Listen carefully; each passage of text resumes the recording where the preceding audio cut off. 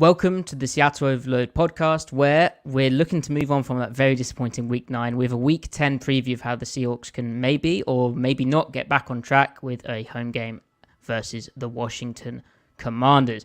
And I'm joined by a guest, as ever. We've been using guests to preview this stuff because they're much smarter than us. And this is the perfect guest for the Washington Commanders. Previously a tape analyst for The Athletic and the Washington Post, now has his own Substack full of great tape analysis, the same type of stuff he was doing then. And most importantly, with no Griff or Ty here with me, this is a British or English takeover of the Seattle Overload podcast. Mark Bullock, how are you doing? I am very well, thank you. How are you? I'm good. It's like, you know, we spoke before we got on air about how we're doing, but for the listener, in case Mark wasn't okay. Anyway, so Mark, I guess first off right off the bat, I always get asked this question, and Americans are interested in it. But as an English person, how did you get into the sport of football? Yeah, it's you're right. It is probably the most common question I get. It's not too amazing. It's more just when I was younger, my dad's job took the whole family out to the States just before I turned 5, and I grew up just outside Washington D.C. for 5 years, almost 5 years to the date, and came back to the UK just before I turned 10. But at that point, I'd kind of grown up with some American sports.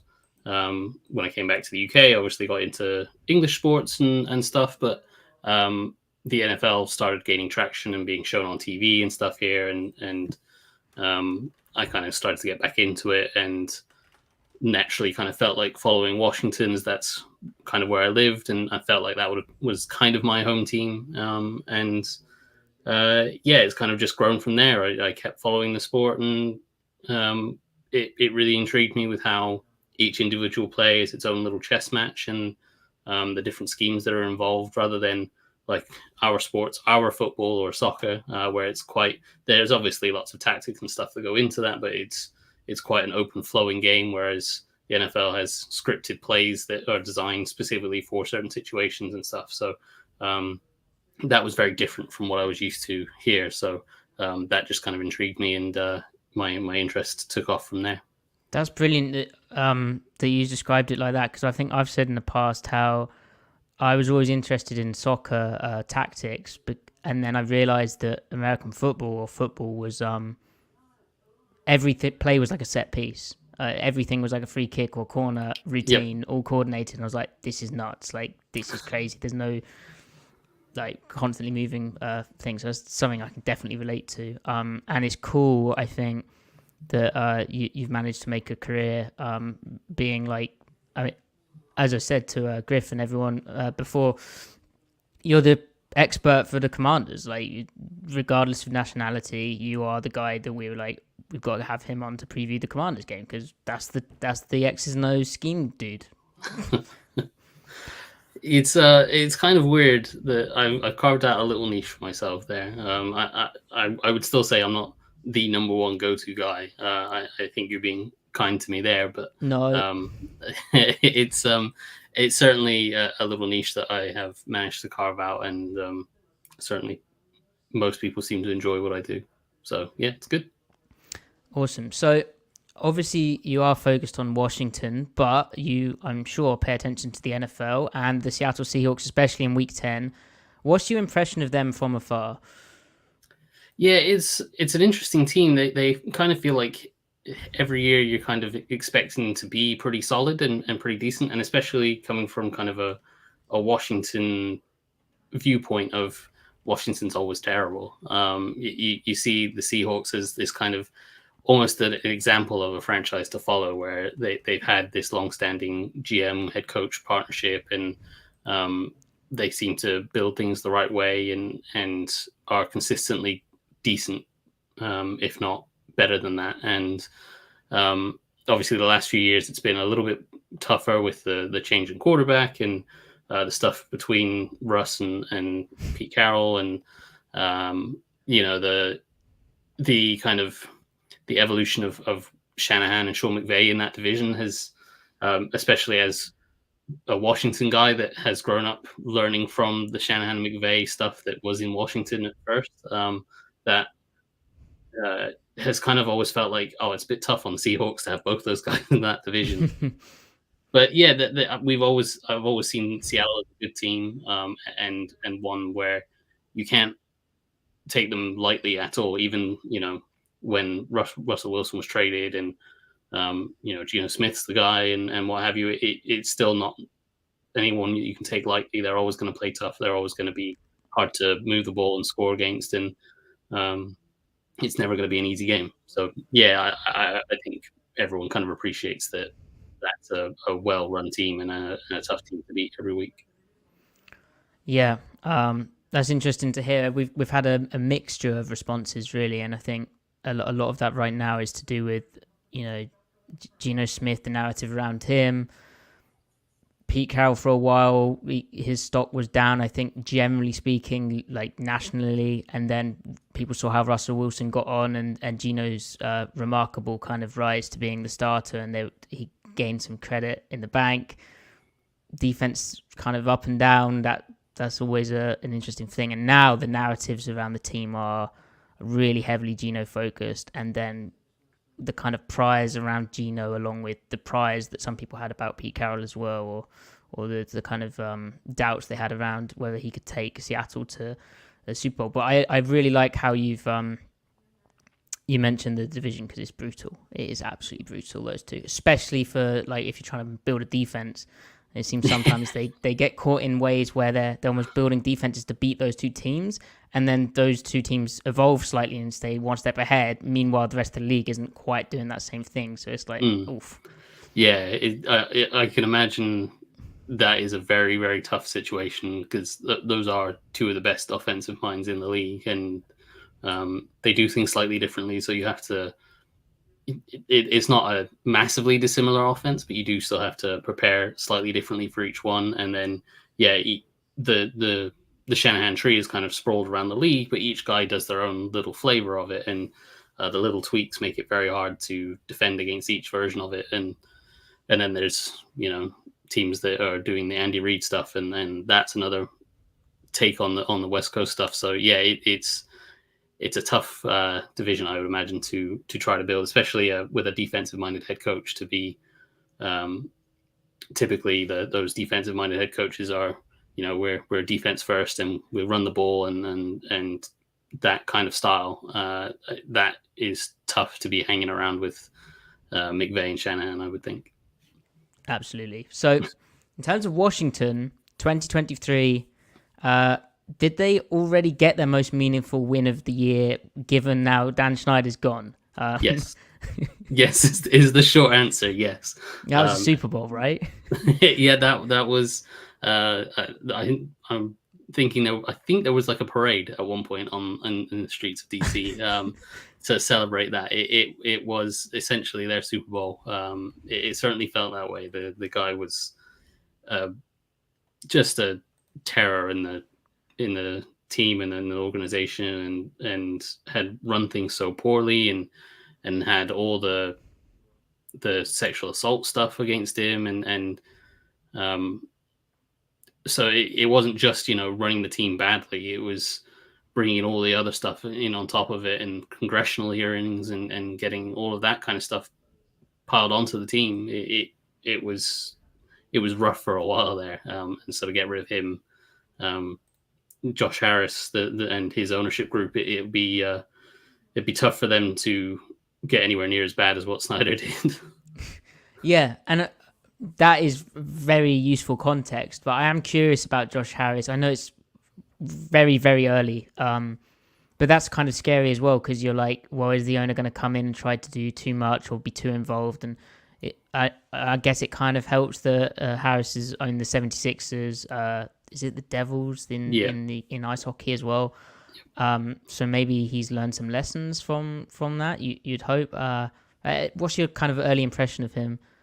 Yeah, he hasn't come in guns blazing, and I think the timing of the takeover kind of meant that he couldn't really do that anyway, because that it happened in I think it was July. So it was just before training camp started. So it wasn't like he could come in and fire Ron Rivera and fire the front office and hire his new guys. That's just not going to happen like 2 days before training camp. So he's always was going to have to take a conservative approach and kind of use this year to evaluate everyone in the building and see who's worth keeping around and who's not worth keeping around. And that certain people feel like they're not necessarily going to be staying around. I think a large portion of the people in the building right now probably won't be staying around. But I think the timing of the takeover has helped him not make any rash decisions. And he doesn't seem to be the kind of guy that makes rash decisions anyway. Everyone talks to how he did the process situation in Philadelphia with the 76ers, and he's willing to give time and trusts his GMs that he hires. And that's not a bad thing. So whether we'll see a complete clear out and, they go into tanking mode and draft picks, I'm not sure. But I think there will probably be some significant change in January. But he has already done some good things. Like they took over, like, as I say, a few days before training camp, and they instantly managed to install some nice stands at the training camp facility for fans to come in and watch the practices. And like, it was mental that wasn't already a thing. And it was amazing that they were able to do that so quickly. But like, that kind of stuff is going to easily get fans on side. And so he's not really set a foot wrong yet. Not that he really could. But he's still in the honeymoon phase, I think, right now. That's funny. I can empathize with that as well, because I'm a Newcastle United fan, and we don't need to get into the ownership things with the public investment fund and that kind of moral, real ambiguity there. But it kind of reminds me of how when Mike Ashley was the owner, the players, their hydrotherapy or whatever was literally a adult paddling pool, and then when the nice kind of non-problematic front of like Amanda Stavely and company came in, they actually like painted the walls and like cleaned the stadium, and it was like, oh, that we're actually like a football team now, just like Washington's actually behaving like an NFL franchise, it seems like. But exactly. I was interested in like the dynamic around the team, some of the stuff you were saying. It's kind of odd. Like, sometimes I'm wondering, is Eric Bieniemy like kind of being sniffed out as like the potential successor to Ron Rivera? Like, are they thinking like that? And then the decision to trade Chase Young and Montez Sweat, which, I mean, I've got a question on now a bit later, but I'm kind of wondering now is like, I know Martin Mayhew's the GM. He's been there since 2021, right? Yeah. And it's like, would that his decision? Is that ownership? I know there's no way to tell, but I mean, what's your vibe on these kinds of things? Yeah. So when Rivera was hired, he was hired basically as the kind of coach-centric model, the Belichick model, where he's kind of coach and GM and oversees everything. And yes, he hires GMs, and he hired Martin Mayhew as his GM, and he brought in Marty Herney as kind of an assistant to him. And they're kind of, he effectively has two GMs, but they both report to him rather than him reporting to them. So Ron Rivera is the guy overseeing everything. So in the end, it all kind of falls on him.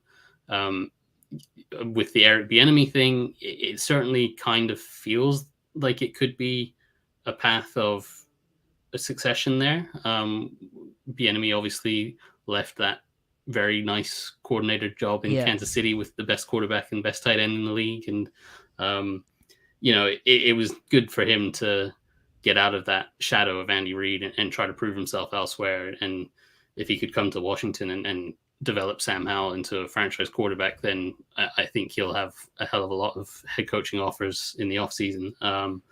So it was a gutsy call, but he made it. And he certainly had done more than just be an offensive coordinator. Like he got the title of assistant head coach, and you quite often see those titles just given out to, appease, like, he can't make a horizontal move. He has to make a move upwards.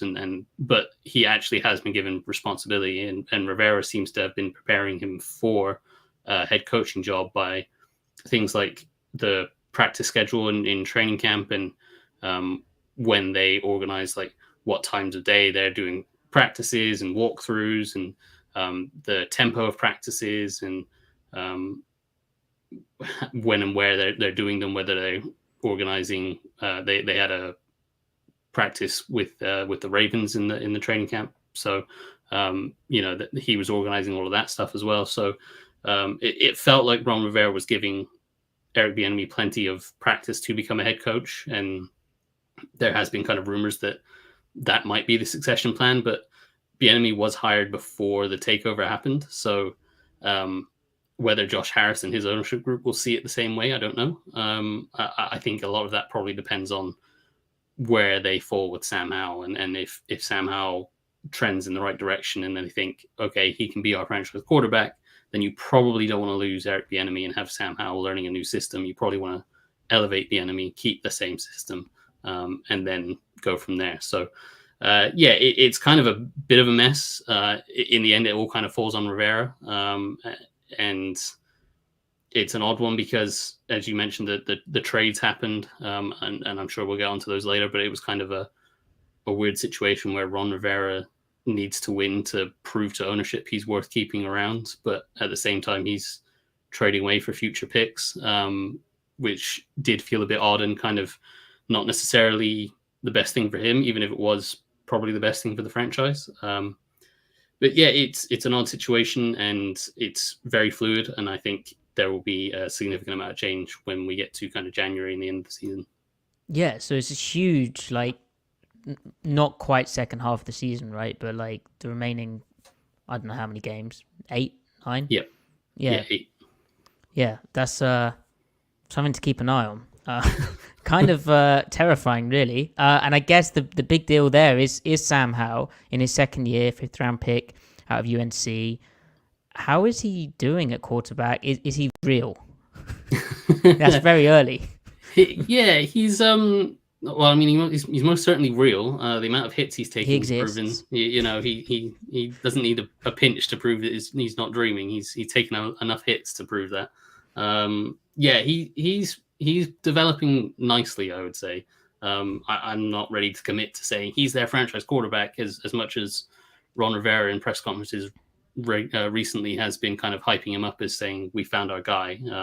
That's probably more Rivera trying to keep his job and saying, hey, look, I found a franchise quarterback, than actually necessarily fully believing it yet. I think it's a little bit premature to go there, but he's certainly trending in the right direction. He's a guy that's always had the kind of arm talent to deliver the ball wherever he needs to. He's been accurate enough. He can actually place the ball very nicely on certain routes. Throws down the sideline, he seems to be pinpoint accurate, and that's pretty rare. But the main issue that he has had has been sacks, and he's taken. I mean, he was on record-breaking pace through the first 7 games of the season. He took 40 sacks through 7 games, which is averaging nearly 6 a game. And I think the NFL record is I think 72 in a season or something like that. And he was on David Carr. Yeah. And so Howell was on 40, and he'd only played 7 games. So he was well on pace to beat that. The last few weeks, they seem to have things seem to have started to click for him a little bit more. People tend to think, oh, he's getting sacked a lot. The offensive line's terrible. The offensive line isn't great, but it's not horrific. It's probably about middle of the pack. And generally they're good enough to give a quarterback enough time to deliver the ball within rhythm of the play, and be efficient. And how, being a young quarterback, he was seeing things for the first time quite frequently. Every defense he saw was the first time he was seeing those schemes. And so early in the season, he was holding onto the ball a little bit long, just because there was a new look for him that he hadn't seen before. And that led to him taking sacks because the offensive line wasn't, it's not the Eagles offensive line that can let a quarterback sit back there for 10 seconds and pick things apart. So he was taking a lot of sacks, and the offensive line wasn't helping him necessarily in that regard. And the last two, it kind of came to a head in the Giants game in week 7, where he did take 6 sacks, and they decided to make a couple of changes up front. Well, one change was enforced. Their left guard got injured, so they replaced him, and their center had a really bad game in terms of making the calls and identifying blitzes and stuff. Because in that Giants game, the Giants send a lot of blitzes. Wink Martindale loves to blitz, and they were so often overloaded despite having enough numbers in to pick up blitzes. So it was a case of them not correctly identifying where the blitz was coming from and where the protection needed to go. And a lot of that falls on the center. So they switched centers, and Tyler Larson, the new center, has done a better job of that in the past 2 weeks. But the more important thing is that things are starting to click for Sam Howell, and he played the Eagles 2 weeks ago for the second time this season, and you could see that things were happening a lot quicker for him. Having, he'd already played the Eagles once, so it was like, okay, I know what this defense is trying to do. I know the kind of coverages and the blitzes and the stuff that they run. And he was getting the ball out a lot quicker, and he only took 1 sack in that game. And then this week against the Patriots, he had 3 sacks. But again, he was a lot more efficient and getting the ball out a lot quicker. Still, he wasn't going into the kind of check down immediately kind of Alex Smith mode. He was still reading plays out properly, and he was getting the ball to the right receiver. He was just doing it quicker and more efficiently than he had earlier in the season. So if he continues on that trend, and it's, to be clear, it's only 2 weeks that he has been cutting down on these sacks and developing in the right way. But if he continues on that trend, then he has all the natural talent to become a franchise quarterback. But those sacks are the big question, and we need to see that consistently from him. Yeah, I mean, Mark, you should all check out Mark's article, which he wrote on his Substack about this kind of topic and the improvements that you've seen. And you wrote how over the past 2 games they've given up just 4 total sacks. And watching some film you're breaking down, the way that the Patriots were trying to kind of heat him up, they were clearly trying to test him in similar ways to like Wink Martindale would. And then it must be so encouraging to have seen him kind of answer the call of, whether he was throwing hot or just identifying, or the receiver was sight adjusting, or whether he was actually identifying, hey, this guy's coming, I need to throw it to this route on time. Whatever the case, he was beating pressure, which is huge, especially against Seattle, because Seattle loves to bring their nickel, be it, if it's Devin Witherspoon in the slot, or it could be Jamal Adams. But it's a big kind of fix-all answer for them, a way of kind of fitting the run from too high, but also sending pressure against the pass. Like they beat the Browns, got off the field against the Browns via a slot blitz where they tried to quick pass out to beat it, and Jamal Adams headed the football and broke the pass up.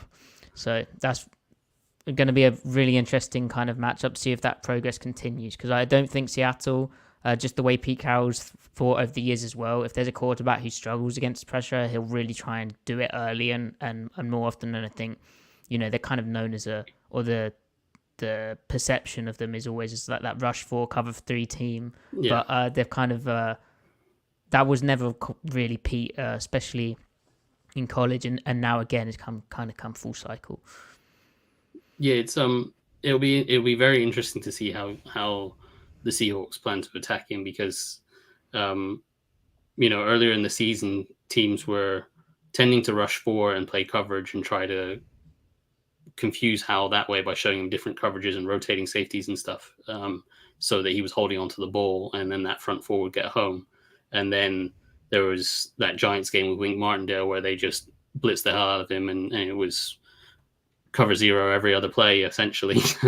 And they didn't handle it very well up front, and that's why they changed center, and now Sam Howell's sort of starting to pick up on the little context clues of, the safety has kind of rotated down to this side and there's not necessarily a guy for him to cover on that side, so maybe he's a blitzing threat, maybe I need to slide the line that way. And so he is starting to pick up on those things, and the center Tyler Larson has seen a few of those things, and he was a bit more experienced than their previous center, so he was helping in that regard as well with sliding protections and stuff. So they're starting to get bodies going the right way. They're starting to account for the different blitzes that they're seeing. they're not necessarily handling those blitzes particularly well. They're still rushers coming free, but they're getting bodies in the right direction. And if Howell can continue, throwing over those blitzes and beating that pressure, it's going to be really interesting to see whether defenses start thinking, okay, we need to revert back to trying to confuse him with the different coverages rather than blitzing him too often. So, yeah, it'll be interesting to see how Seattle game plan for. So this might be a stupid question, but well, that's a really bad start. But looking at their offense, and maybe I've just not watched enough tape of Washington and paid too much attention to fantasy football, which is evil. But the offense, in terms of the receiving weapons, the running backs, it looks pretty solid. Maybe lacking some size, like Terry McLaurin, Jahan Dotson, Curtis Samuel, and Brian Robinson and Antonio Gibson in the backfield. That seems like you could do a lot with that. And Logan Thomas is a receiving tight end. Is that an accurate assessment, or do I need to watch more tape? No, I would say it's a very solid group of playmakers, and part of the reason they like what Sam Howell can do is that he can get the ball out really quick and he can spread the ball around. He doesn't necessarily focus in on his number one guy and feed him the ball. He's happy to read through the progression of the play and find the correct receiver. And because they have, as you mentioned, Terry McLaurin, Jahan Dotson, Curtis Samuel, and they have other guys, the tight ends, Logan Thomas and everyone else, he can spread the ball around comfortably, knowing that these guys all have the ability to make plays after the catch. And so that's kind of the rhythm that they found the past few weeks, is that they can go into quick game stuff, they can hit some screens, but they can hit the kind of double sticks, the slant flats, all those little quick game stuff, spreading teams out and generating matchups and getting the ball out quickly and letting guys like McLaurin and Dotson go to work after the catch. So, it is a pretty solid group of weapons. I would say it's up there. Personally, I'd say it's probably top 10 in terms of their talent. They haven't necessarily lived up to that consistently yet, but I think with Howell developing and the protection allowing it, that we'll start to see that down the stretch of that group becoming more and more productive, because the talent's certainly there. Terry McLaurin, he's not the top 5 receiver in the league, but he's very, very good. And Jahan Dotson is a very, very good second option. And Curtis Samuel would be a good second option on most teams. So to have him as your third option is a kind of a luxury, really. So I think it's a real good group, and it's something that they actively try to spread the ball around. You'll quite often see Washington fans complaining, Terry McLaurin hasn't got enough targets this week, and it's like, well, that's because Terry McLaurin's getting a lot of extra coverage and Jahan Dotson's open quite a lot. So it's one of those situations where they're happy to spread the ball around. Well, it's going to be a really interesting matchup because Seattle's got a good play out of Trey Brown, who kind of comes in when they're in normal nickel personnel, so not like a big nickel, and then comes in dime on the left side. Then Witherspoon, Reek Woolen, who's kind of been up and down this season. He had a knee scope operation in the off season, which I think is making him a bit rusty. But especially those kind of smaller types of receivers or the more kind of agile types, and how Woolen deals with them is something to monitor, I'd say, on the right side of Seattle's defense, left side of Washington's offense. So you mentioned some of those quick game concepts with Eric Bieniemy as the offensive coordinator, who we spoke about at the start of the show.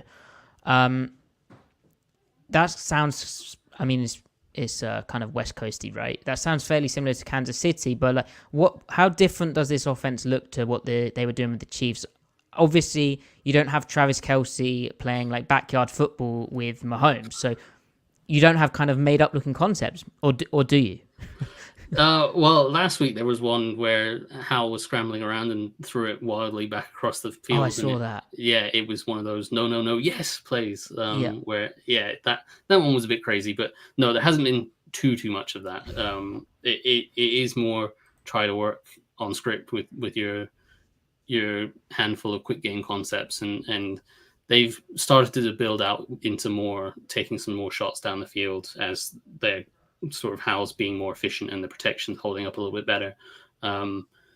it is still like the Chiefs' offense, but you have to remember that the Chiefs right now are in year 10 of Andy Reid, and it was year 5 of Eric Bieniemy before he left. So they are way ahead of what Washington is. This is year 1 of Eric Bieniemy, and it's a young quarterback in Sam Howell, so he's still learning the system. They definitely don't have anywhere near as much in the offense as what they would in Kansas City, and there's not quite as much, crazy motions and like tight end wrapping around and taking a pitch inside on 3rd and 1 type stuff. That isn't quite as common. It's probably far more basic than what Kansas City would run right now. And that's just purely down to, it's year 1 and Sam Howell's young quarterback. They're trying to get him to master the stuff that they have in rather than overload him with too much stuff. So yeah, it is very much a West Coast system. It's predicated on getting the ball out quickly and a lot of quick game stuff that is, as they like to say, the extension of the run game, because they don't want to run the ball with Eric Bieniemy for some reason. And yeah, they're starting to build more into the kind of intermediate concepts and lots of sail and dagger and those kind of things. And they have their handful of different coverage beaters when Eric Bieniemy. The main thing you see with Eric Bieniemy is he's very detailed with his game plan and he studies the opposition. And this was the case in Kansas City. They don't just know what the opposition's likely to run in 2nd and 10 or 3rd and 5 or whatever. They don't just know what they're going to run. They know the rules of what they're going to run. And therefore they know how to run certain concepts to attack those rules and stress those rules and put defenders in binds. So yeah, it's still a good offense. I think if Bieniemy ends up staying around as the head coach for a few years and Howell's given time to develop, it will grow into a much more complex offense than he is right now. But it is, as it is right now, is still kind of basic. Interesting. Again, I kind of look forward to seeing that, particularly the coverage beaters, because Seattle's still running like a Fangio coverage system, some of those tools from the Fangio system. And so while Dagger was spammed to death against them by McVay, I hope, I'm not going to, I've done this before, I've gone too early, I've counted my chickens, etc. But I hope they've kind of fixed that issue. But they certainly, Seattle's defense, I think, has some tendencies that we've been talking about on this show of kind of switching up maybe because they may have been worked out. And you mentioned the run game. Baltimore and Cleveland were able to do some really nasty things to Seattle, particularly their like most used nickel front by essentially getting into a 2 tight end look, but via 11 personnel, via like condensed sets, and then involving the quarterback in the run game, especially like gun. Now, Howell isn't like correct me if I'm wrong here.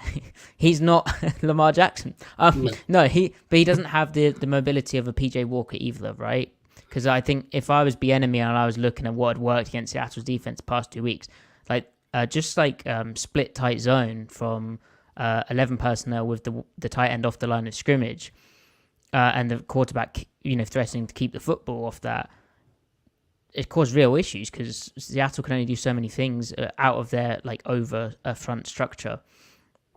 Yeah, Howell hasn't really been involved in the run game, which I thought he would be. He's not, as you say, he's not Lamar Jackson. He doesn't have breakaway speed, but he is pretty mobile. He's athletic for a quarterback, and in college he did do a lot of stuff involved in the run game. They did do a lot of read option stuff and quite a lot of like quarterback power and stuff like that. So he's kind of a thicker body guy, so he can take a little bit more punishment, which he, thankfully, given the number of sacks he's taken, he's holding up because of that. But yeah, they haven't really involved in. I think they've used like 3 read option plays with him, and they haven't necessarily been the most effective.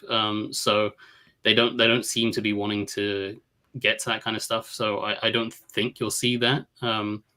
I think you could see some run game stuff. They have been getting into more run game stuff, but they're still averaging about 40 passes a game. So it's very much heavy towards the passing game, and they only really get into the run game if they're leading in the second half and trying to run out the clock. It's not something that they're particularly. They're not the old school, like, we're going to establish the run and run play action off of that. It's very much passing games first and foremost. So, and the old West Coast stuff of the short, quick game stuff, and we'll use screens and stuff as kind of an extension of the run game and the occasional RPO and stuff like that. But the run game stuff has been minimal, which is odd because it's actually been pretty decent when they've got to it.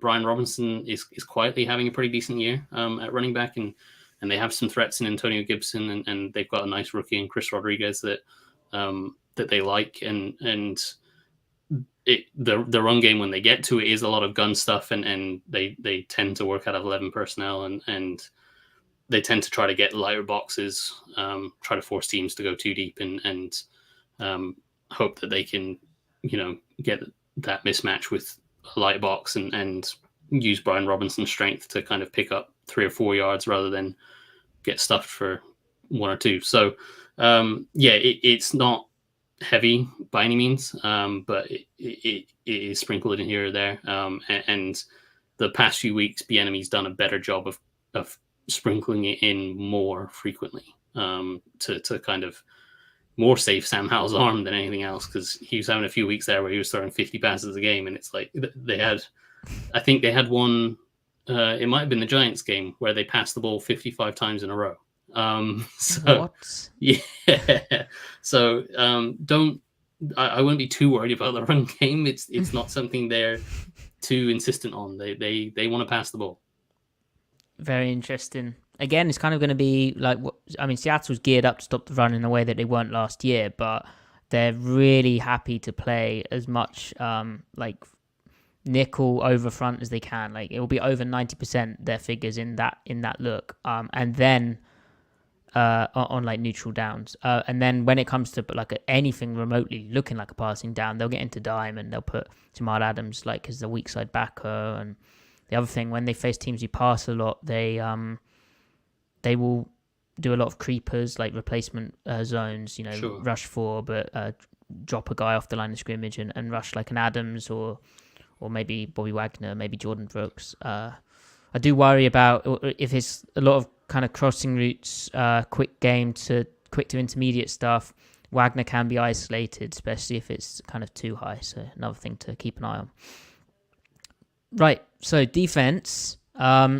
We talked about it at the start. Why did they trade both Chase Young and Montez Sweat? I know Sweat was the first one, the second round pick. I was like, well, that's interesting, because my understanding of his situation was he wanted to get paid a lot. He did get paid a lot. He has high sack production, but it's kind of like, whoa, he's also got Darren Payne and Jonathan Allen doing a lot of good stuff on the inside, getting doubles, and perhaps he's not worth what he got paid is crazy, but even what he was asking for in Washington, maybe he wasn't worth that. And then I saw you were proposing extending Chase Young after the Sweat news broke, and then lo and behold, they trade Chase Young for a 3rd round pick. So then suddenly it's like, well, one, you've got rid of 2 like one very productive edge rusher, one guy who's kind of really improving this year in Young, right? And then 2, who else is there? Like, why would you do that if the team's sort of on a trajectory? Why? Help me understand. Yeah, it was an odd one. I think they kind of put themselves in this hole where they spent the 4 first-round picks on defensive linemen. They had Jonathan Allen and Daron Payne on the interior, and then they had Montez Sweat, Chase Young on the edge. And those 4 never really found a way to click and dominate a game the way that certain other defensive lines have. Like the 49ers, for instance, exactly. they love splashing on. Like, it's so funny how their defense, I mean, it rightly gets a lot of praise, but sometimes they have like 7 first-round picks on their D-line. Like, there's years where that's been a thing. I think it was 8 when Salah got to the Super Bowl. Yeah, it's crazy. And what I have since learned is that you can't just put 4 first-round picks and say go play and they will dominate. There needs to be scheme involved in that. Damn it. So I think what it came down to was they'd already paid Jonathan Allen, they paid Daron Payne, and like if they really wanted to make it work, especially if Sam Howell turns into being their franchise quarterback, and they have this window where he's on a 5th-round contract for a few more years, then they probably could have made it work if they wanted to. But the defense hasn't been terribly successful, and it kind of felt like they were only going to have to make a choice of, do we let one go and keep one, or what do we do here?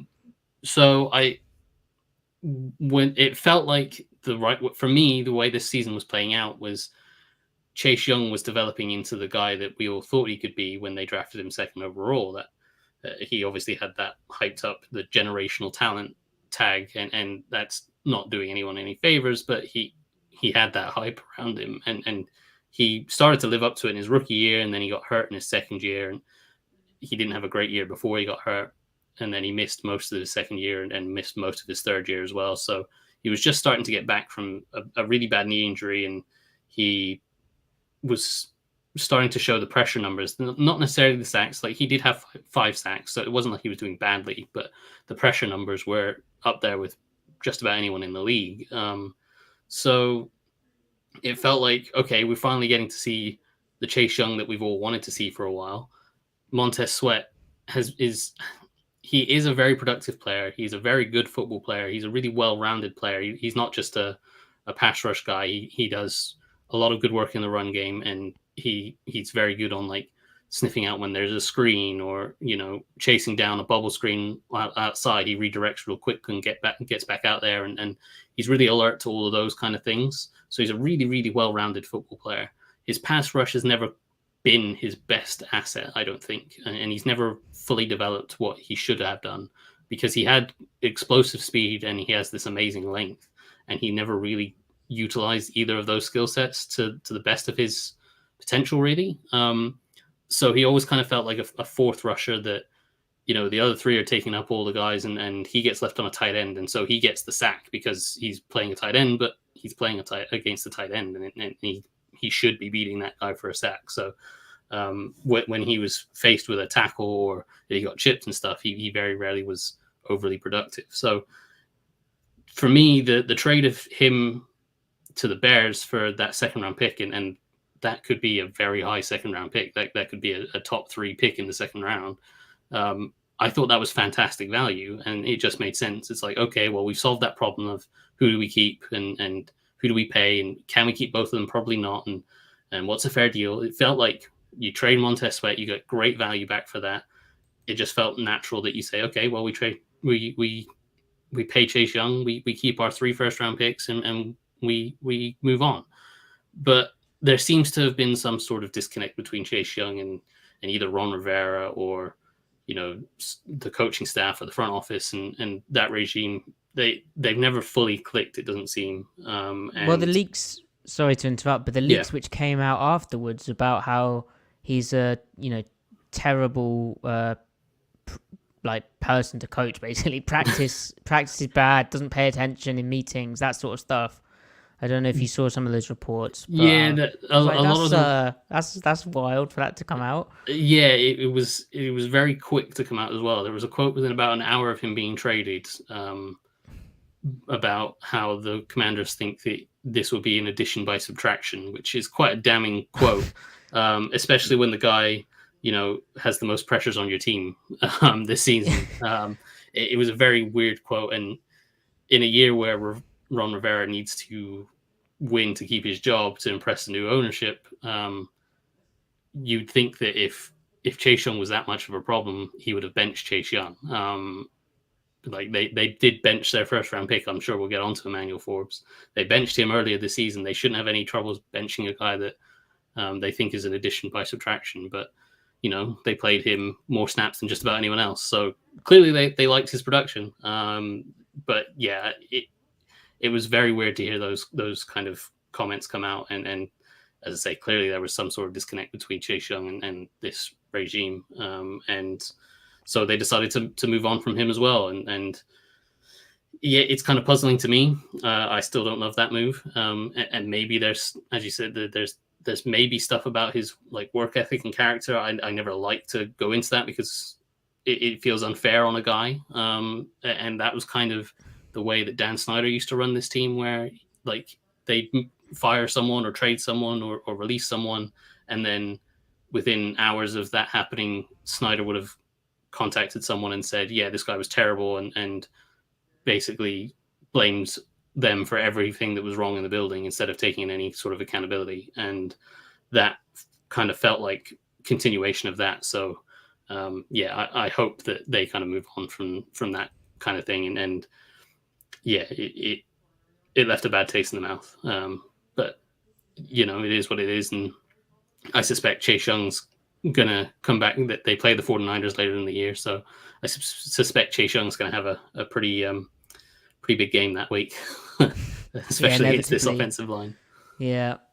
And the fact that third round pick's not going to be that high, is it? I mean, no, would like to think as a Seattle podcast that the 49ers won't win the NFC West, but they're now, after week 9, and even with 49ers losing some games, they're 5-3. They'll probably be like 20th at best. Well, it's not even their original pick. It's one of their compensatory picks that they got for. Oh, that's right. Yeah, for the diversity hires. Yeah, so it's one. Brilliant. So it is very much. It's basically a 4th round pick. Yeah, amazing. Yeah, and then the other thing I thought of when you were talking about that situation and characters not meshing is, I'd find it hard with not that we know we have enough information, but Jack Del Rio is the defense coordinator. Like, he is a character. He's done some things in the past where I've been like, interesting, like political stuff. And compared to like a Chase Young, if Chase Young's being highly productive, I know there's one player, and Jack Del Rio has been coaching in the NFL for quite a while, but yeah. What are your impressions of Jack Del Rio, not just for Chase Young or his political past, but as a D coordinator? Because I know the memes and the narratives on Twitter is that they're always busting coverages, they're always trying to do too much. I've got a Jack Del Rio Raiders playbook, which is it's a lot of stuff in there, like meaty. It was a combination with when Ken Norton Jr. was there, so I'm sure they were trying to kind of blend systems, like his kind of Fangio-ish elements with Norton's exposure to like Pete Carroll's like Kiffin stuff. But it was like massive and very complicated, and they didn't do very well in Oakland either, really. But yeah, how is it doing in Washington? Is Twitter right for once? Yeah, to a degree they are. There certainly has been a lot of coverage busts for the 4 years that he's been here. The trend seems to be they start the year really badly. They have a bunch of coverage busts. They make some sort of change. They go a lot more basic. And by the end of the year, that by playing more basic stuff, they're playing faster and just better football. And then they get to the off season and they go, well, let's try doing that all over again. And so they try to complicate stuff again at the start of the year, and they bust a bunch of coverages and then start to get more basic. And that's kind of the trend we're seeing again this year. It's quite disappointing, really. Personally, I think I said 2 years ago I would have fired Del Rio, and they've persisted with him. And I think a lot of that is down to Ron Rivera is a very, very loyal person.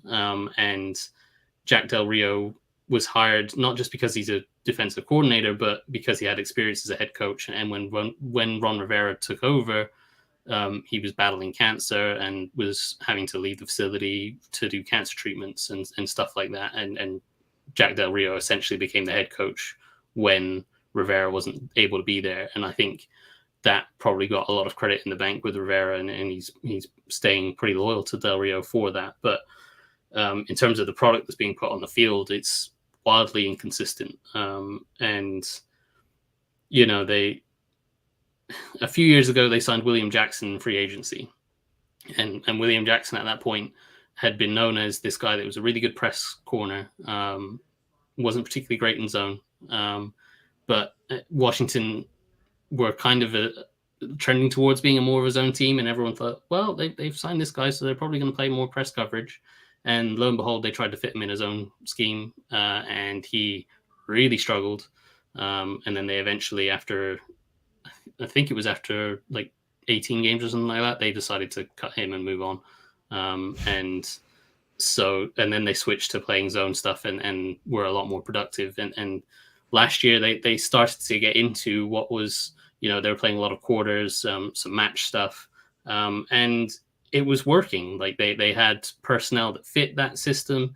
The front four was being efficient in generating pressure, and they, when Chase Young was injured, they were mixing in some like sim pressure stuff where, like as you mentioned with the Seahawks, they drop an end off and bring a linebacker, and it would still be a 4, but it would be a different 4 than what the offense was expecting, and that was working for them. And then in the offseason, they drafted Emmanuel Forbes, and it was like, okay, well, they've been leaning more into quarters and match stuff, and Forbes is very good at. You can see his instincts when he's playing often with vision in zone coverages and match stuff. He's very, very good at that. And then for whatever reason, they've just decided we're going to play a hell of a lot of man coverage. Like just recently this week against the Patriots, and granted, the Patriots receiver group at this point in time is not the best.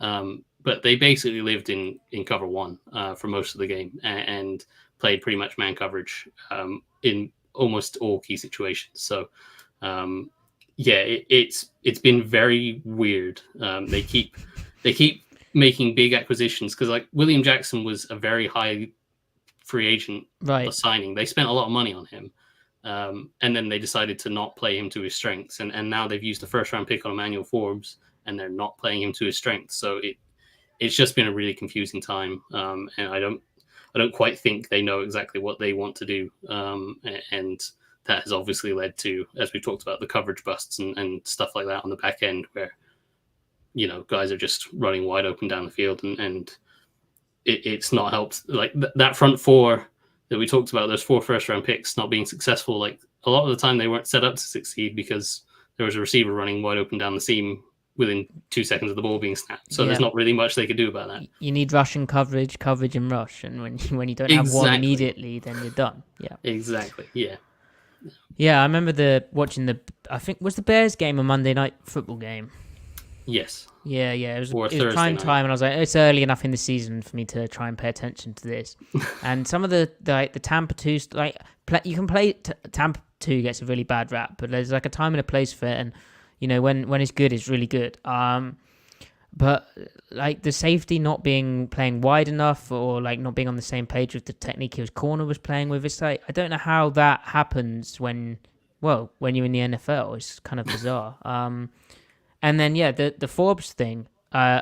He's 180 pounds on a good day, right? Like, yep. That's absolutely fine. I'm a smaller guy myself. It's all right. But I don't understand why it's that kind of sounds like the GM's just not on the same page, or the division's just not being it's not cohesive. It's very odd. The weird thing is that Ron Rivera is effectively the GM. He has final say over the roster. Right.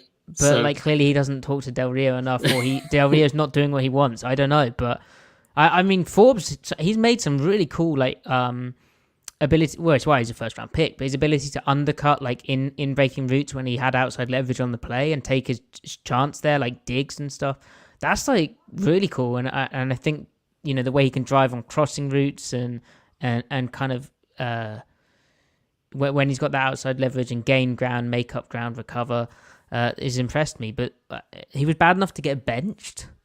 Yeah, he did get benched for a spell, and essentially he got left quite frequently on an island against AJ Brown, and AJ Brown was in the middle of, I think he's still in that spell where he was basically guaranteed 100 yards a game. Yeah. He struggled with the physicality that AJ Brown plays with. And as we talked about, Forbes is a smaller guy, lighter frame. For some reason they thought that was a good matchup. I don't really know why. I would guess they think Emmanuel Forbes has good length, despite being a smaller frame. I think he's still 6'1" or 6'2", but he's, as you say, 180 pounds, and that's probably being generous. He's probably closer to 165. So he's very skinny. So he has the length to be able to handle bigger receivers, and kind of get his hands in at the catch point. But when you have a guy like AJ Brown at the top of his game, it's someone that can box out and use their size and their physicality to kind of box them out and protect the catch point. And that's kind of what happened. The other issue he had been dealing with was a lot of double moves. Forbes is one of the most aggressive corners I've seen in a while. Yeah, he's a maniac. Yeah, he loves to bite on just about everything, and it works for him when that route is an underneath route and he can jump it. But when it's a double move, he quite often gets himself out of position. And the Eagles, that first Eagles game back in week 4, I think they ran like 7 or 8 double moves at him, and every single one he was biting on and getting beat. So yeah, he really did struggle with specifically with double moves. And then in that Bears game, he missed a few tackles on DJ Moore when he started to adjust with the double moves and try to give himself a bit more of a cushion, but that meant he was further off of the receiver when they made the catch, and then he had to try to make up ground and try to make a tackle, and his tackling form wasn't particularly great. And so I think there was that one where DJ Moore kind of broke his tackle and got down the sideline for a long touchdown. So yeah, he was struggling quite a bit with that earlier in the season. They benched him for a few weeks. He came back into the lineup this past week against the Patriots. Again, it was, as I say, it was kind of odd because he's this zone corner that you want to be playing zone stuff, but the game that they bring him back and he played 75% of the snap. He played 5 snaps against the Eagles 2 weeks ago, and he played 5 snaps the week before that. So he was pretty much benched. And then this week he's back up to 75% of the snaps. But those snaps were, the majority of that was pure man coverage, which was very good. Very, very odd. He did well, but it was odd. So it's a weird one. And I don't really have an answer for it because everyone was like, okay, they're finally drafting a guy to fit their system. And then they decided to switch the system. It makes no sense. Oh, that would infuriate me, especially when you've seen it happen before. Deja vu. I've had, it sounds interesting because DK Metcalf, he hasn't been doing as well as I think fans maybe expected, and they do love a double move to him on like a slant go or maybe even a stutter, not necessarily a double move, but like a stutter hitch or then a stutter and then take off down the field. Jake Bobo, he's been, I don't know if you've heard of Jake Bobo, but he's... I've not heard that name. It's a great name, but I have not heard that. Great name. Well, imagine like Cooper Kupp, but 6'4", and with DK Metcalf's skill set. No, but he can sell a double move. Sure. He's kind of been a fun story of the undrafted free agent out of UCLA, 25 years old. He's been a fun. He only played 9 snaps last week, but he has 2 touchdowns, I think. He had an incredible touchdown catch against the Browns. Damn, I can't even remember. But yeah, he. My point being, they have 2 kind of tall, big guys who may be able to bully Forbes and get him on the double move. Obviously, Metcalf's a bit more. Metcalf could have been like an AJ Brown level player, and for whatever reason, that hasn't quite worked its way out. Anyway, right. So last thing, kind of on the front, Mark, because Seattle should have like the healthiest offensive line possible out there, but they had a really bad week in week 9 against the Ravens, and what the Ravens do schematically is tough. We'll have to see how Del Rio gets on. But Deron Payne and Jonathan Allen, to me, they're like very, very good. On the interior, I don't know where I'd put... but both of them are easily top 20 interior players in the NFL, right? And then yes. I don't know how you'd break down the top 10. But are they having down years, or is it just kind of a struggling defense? The edge players get some more glitz. Like if Young's having a high pressure rate, Sweat's been productive. Are they still good? They're still good. I think it'd probably be fair to say they are having somewhat down years. Like Jonathan in the past few years, I would have said would have been a top 5 interior defensive tackle. Obviously, there's the Aaron Donald section on its own, and then there's the kind of Chris Jones, who's the one in Tennessee. can't remember. There's that second tier of guys just behind Aaron Simmons, Donald. right? Simmons, yeah. Yeah. And Jonathan Allen's right in there for me. And he's very, very good. I think this year he has struggled a little bit with Chase Young coming back into the lineup, and Chase Young likes to kind of do his thing. He doesn't just stay on the edge. He likes to dive inside, and so Allen has struggled, I think, a little bit with, Chase Young quite often ends up in the gap that Allen wants to rush into. Right, that rush chemistry sort of thing. Exactly. And that was why I'd written, well, I was in the middle of writing when when Chase Young got traded. I was in the middle of writing about how they should swap Jonathan Allen and Daron Payne, because Payne's a lot better playing off someone, whereas Allen's a lot better being the guy that someone else plays off of. But yeah, that obviously doesn't matter anymore. Daron Payne's never been an amazing pass rusher. He's the guy that's gotten more sacks, but it's quite similar to what I talked about with Sweat, where Allen and Young line up on that left side of the offensive line, and so the offensive line quite often slides that way to try to help those block up those guys. So they're always playing left and right with the personnel. They have done basically until this trade. Yeah. That has been the way it has been Montez Sweat over the right tackle, Daron Payne inside of him, Chase Young over the left tackle with Jonathan Allen inside of him. I pretty much most of the time again in this last game against the Patriots, and this is the only example we had of them playing without Sweat and Young, but pretty much throughout that game they still maintain those sides. So expect Jonathan Allen over the left guard, expect Daron Payne over the right guard or the center, depending on how they've got their front aligned. But quite often it was a case of Daron Payne got a lot of his production from when the line was sliding the other way, and he'd get a nice matchup or a good angle with, like, maybe the right tackle was trying to slide to cut him off and couldn't get there, or something like that. And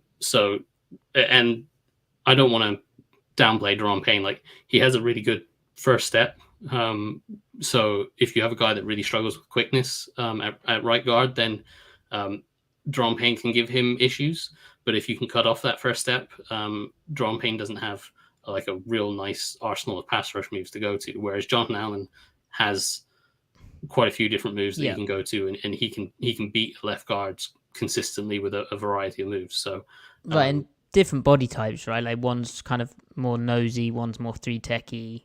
Yes, and so Allen's got kind of more splash about him just in general. It was so funny when he came out, how he, like, you watch the tape and you're like, this guy could be the best defensive player in that draft. Like, he looks unreal, like, got to be a top 5 pick. And I don't know if the NFL, like, maybe they knew something, maybe they had other concerns, but it seemed like his testing, just like, where he didn't test like a crazy athlete, even though on tape it looked like a crazy athlete. I think he tested really badly. I'd have to go back and look that up, but I remember that seemed to sink him. Like, I can't believe he went 17th. 17, yeah. I believe the main reason given for that was people thought that he had a shoulder injury that meant he wouldn't see through to a second contract. That obviously hasn't proven to be the case. Okay, that makes sense. Yeah, I believe that was the main reason. I think you're right that there was a little bit of doubt with, like, he didn't necessarily test as well as people thought he was going to. But yeah, you're right that the film was fantastic on him. The film on Daron Payne in certain games was fantastic. Yeah, that was his thing, wasn't it? Yeah. If he puts it all together with that first step and the size that he has, with that athleticism, you would think that he could be a dominant force, and at times he can be, but it's not consistent enough. But in general, they are still two very good players. They're not playing to that. Like, Jonathan Allen currently isn't playing to that top 5 defensive tackle level. But he is still, I'd still have them both in the top 20. They're still both playing relatively well, and they're still very hard to run against. They have those teachings from Alabama of how to stack up guy and maintain their gap, and they can be versatile whether they want to penetrate in one gap or if they need a guy to two gap. Both of them are capable of doing that. So they're very hard to run against. They're very stout, and hopefully without Chase Young trying to attack his gap too often, Allen can start to get back to the guy he was last year. Yeah. It sounds like a really big test for Seattle because they've been unable to run the football well in recent weeks, kind of on the season. There's been very few games where they've been able to grind out reliable yards. It's kind of relying on the odd explosive, and that hasn't come in recent weeks. Damian Lewis, playing left guard, was rusty coming back into the lineup last week. And then Evan Brown, there was signs that he was struggling with a big head-up kind of style, nose tackle, or the guy playing in the shade against the Ravens. But he's been solid up to that point. And Phil Haynes at right guard, he'd been working at left guard, so he had some issues going for him there. So big-time matchup. Well, Mark, you've been very... kind of your time. Thank you very much. Finally, how do you see this Seattle offense versus this Washington defense? Would you be nervous as a Commanders watcher?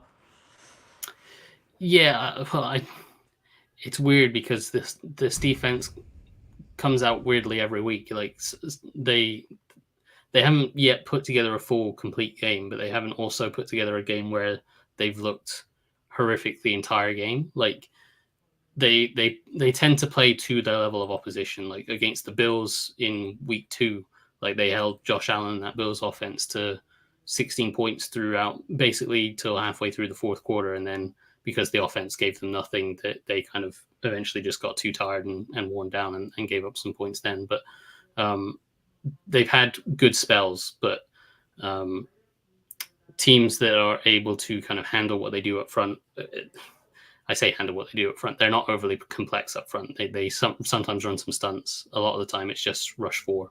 And I did think that maybe they would try to do a little bit more blitzing and stuff without Sweat and Young being there anymore. That wasn't the case last week, and it might have just been that was the game plan because the Patriots are the Patriots, and that's where they are right now, that you don't need to necessarily do that much, but they didn't get much pressure last week at all.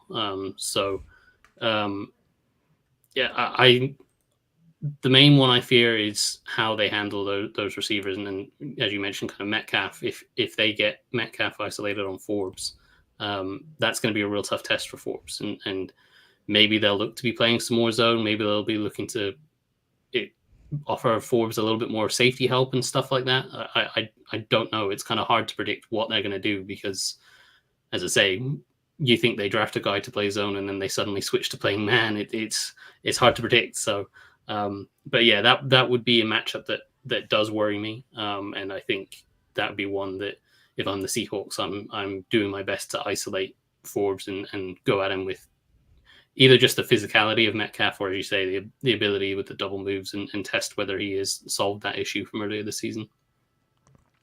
Interesting. I can't believe I haven't asked you about Cody Barton, who on this podcast we were pretty big defenders of Cody because he has his weaknesses, but he was very good in coverage here, and a lot of the things he got blamed for were kind of okay. Maybe he gets stuck to blocks a bit too long. He could slip blocks better. His play strength was kind of an issue, but a lot of the time it wasn't really his run fit. Like he was doing his job. It was because the upfront situation, schematically as well as execution wise, was abysmal. And he was actually a fine player. He signs a 1-year deal in Washington, and I've seen kind of a similar thing on Twitter of people blaming him for stuff where I'm like, well, that's not actually that's not hitting in his gap. Like he's in his gap, or a bit of kind of over a scapegoating of him, and he is quite an easy player to scapegoat, but he's on injured reserve, Mark. So he is on injured reserve, which it's weird. He had a slow start to the season. He did have a lot of struggles adapting to how Washington fits up some things, and you could see that they wanted him to be their Mike to make all the calls and adjustments, and you could see quite frequently that he was kind of pausing at the snap and being like, okay, what's happening? I need to read this, rather than just playing instinctively. Interesting. And so that was that was causing him to be late to a lot of things, and that was causing Washington, because they like to play. They play with two deep quite a bit. Certainly early in the season, they were playing with two deep quite a lot. It caused them to be real light in the box because Barton was their sixth guy, and he wasn't filling his gap quickly enough. So they were really struggling. But he was just turning the curve. Like his last game was against the Falcons, and that was easily his best performance, and probably the best linebacker performance Washington have had for quite a while. And he was fitting things real quick and attacking gaps and making a ton of stops. And as you say, he's solid in coverage. So, and then he got hurt. So, and he's on IR. So yeah, there's not going to be any homecoming for Cody Barton, unfortunately. And Washington is certainly missing the guy that played against the Falcons, at least. Right. Yeah. That's right. Well, good to, we had to check in on Cody. Mark, thank you so much for your time. You've been very generous with it. Make sure you check out Mark at Mark Bullock NFL, and also his Substack, which is just Mark Bullock, right? Mark Bullock. Yeah, markbullock.substack.com. Yep. There you go. Anything else you want to plug? No, I think you covered it there. Thanks. No problem. Thanks once again. If you need anything, reach out. Right. Yep, will do. Thank you, chat. Follow me at Matty F. Brown. Follow the podcast at Seattle Overload. 5-star reviews if you're listening, please. And also comment. Great episode. Goodbye.